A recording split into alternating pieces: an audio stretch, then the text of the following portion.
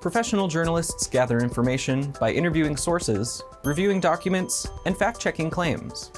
They strive to be unbiased, fair, and fact-driven, and they use current events and news judgment to make decisions on what stories to cover. The state has had a banner year in revenue collections, the city of Twin Falls, where one can argue several millions of dollars were generated will not benefit directly from that as a result of the redistribution formula. Pend Oreille got about $126,000 based on that formula last year. So that's $15 million to Boise, $126,000 back. It's not someone trying to be mean to us as a small city. It's how a one-size-fits-all formula operates, right? None of the officials we spoke to said they want to rely entirely on local sales taxes. Rather, they see them as another tool they could use to diversify how they fund local government. Property taxes are the bread and butter of cities. It will always be probably the best fit for taxing the operations of local government functions. And there's actually a danger in the sales tax. It can be quite volatile. And if we lean on that too heavily, the city could certainly get in trouble.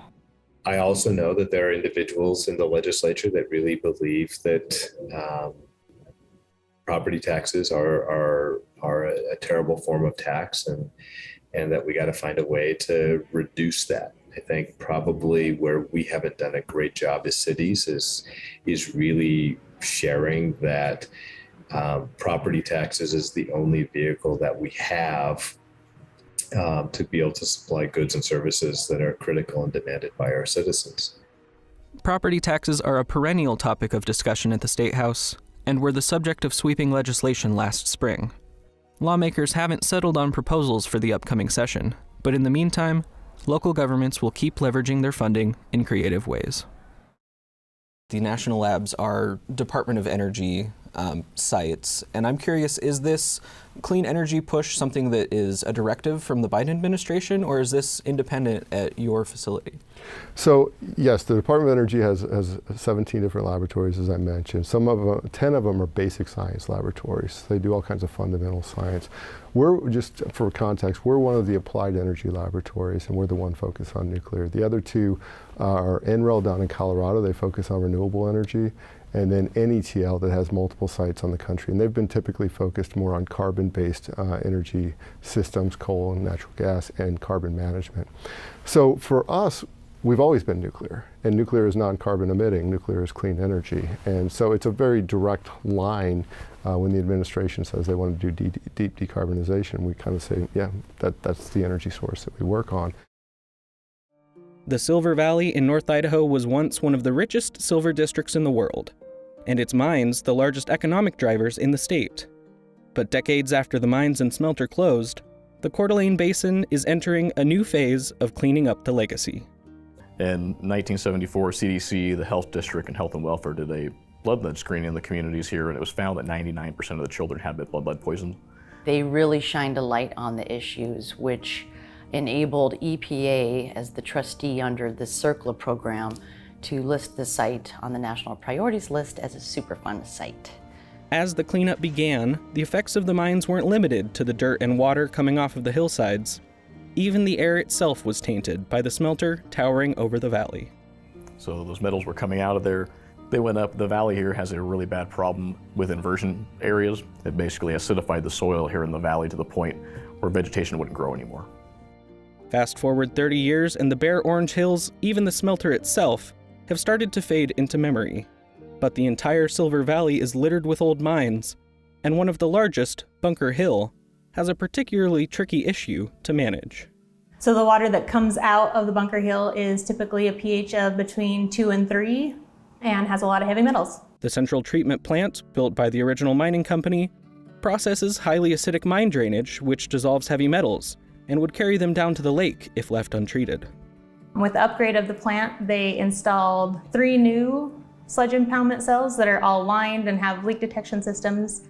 We're on average getting over 13 pounds per day of zinc, which ends up being, just under 500,000 pounds of zinc per year that we're removing out.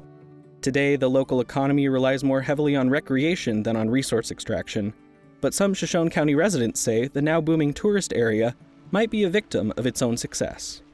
As time passes, people forget the magnitude of the impact and the hazards, and it's kind of smoothed it all over, and they've lost the institutional knowledge of what's happened in the past, but the toxicity is still there. We know there's always going to be minerals and lead levels in areas, but not to these degrees. Whether the contamination is trash left by campers visible to the naked eye, or lead tainting the dirt banks, the personality of the river ensures that none of it stays in place for very long. The lake is in the center of the Superfund site, and that's a lot of people get confused because there was so much local pressure at the time and political pressure that they didn't want EPA to assign a remedy for the lake. There was significant public opposition to listing the entire site and not a real clear understanding, even from EPA, what would the selected remedy be if we were to pursue action under Superfund. Lawmakers did not only eliminate that school's election in March, they also passed a bill to combine Idaho's presidential primary with the regular primary held in May. That move saw some opposition from Republican officials who say their party membership didn't get the chance to weigh in on it. Most of you are new. Some of you new folks, you weren't here when we went from a caucus to the closed primary. And it was quite a bit of work. And there was a lot of agreement between the legislature and the Idaho Republican Party. But the fact that the two folks that are sponsoring the bill on the House and the Senate side never reached out, at least to the chairwoman, to discuss this, the fact that I only spoke to the Secretary of State one occasion in regard to this bill, and I still would like to see us move the primary up even further. This is going to be the most exciting presidential primary in my lifetime. I don't know what the Democrat Party will do. I know what I will recommend the Republican Party do. Let's have a say in this. Let's get candidates to Idaho so that Idaho issues and Western issues are actually considered. Lawmakers ultimately passed the bill to move the presidential primary, but declined a bill that would have reincorporated certain steps of the process back into law. And without those procedures, there is no legal mechanism to hold a presidential primary in Idaho for 2024. On Friday, I asked Secretary McGrain for his thoughts. What are your reactions to the party's concerns? You know, I think it was an interesting conversation. The discussion regarding the presidential preference primary really came out initially just my budget. So Secretary Denny, leading up when he had submitted the initial budget, had $2.5 million to pay for the presidential election. And JFAC members and others started asking about the investment in that. And so it spurred a conversation about, should we still be holding the March primary? Gap financing from the Workforce Housing Fund allowed Bonner Community Housing Agency to construct 2 triplex buildings on Hadley's property, making for 6 workforce units. The numbers just didn't work any other way. So by having the state participate, and especially since it was my goal to build affordable housing for workforce, it was just heaven sent. The only reason that's even moving forward right now is because of the ARPA workforce housing funds. Otherwise, there would be no funds to build even one unit as a spec home to try and use to sell the rest of the units. Are you concerned that the campaign will color the upcoming session at all, or do you think you'll hold that off until sine die in primary season? Well, there may be some that want to try to make it an issue. I don't see it as being a conflict. There are very capable people there in the House of Representatives that if I have to be gone for a day or two or whatever, but I don't plan to be. I finish every job I start, and I've started this one. I'm going to finish it. All right. Are you prepared to serve with any of the candidates who are currently running for governor? I know it's not a joint ticket, but again, my lane, their lane. They will run their race, we will run ours, and at the end, I'll see whoever wins that at the other end. And should I take that to mean you're not offering any endorsements for the governor's race? I'm very comfortable with Brad Little and would endorse him when asked. Okay, fantastic. Is there anything important you feel like I have not gotten to today? I know it's an announcement day, so we have plenty to talk about. Is that the bonus question on every at journal school? They teach us that in school. It's oftentimes results in the best answer. It does. You know what? For 20 years I've said no.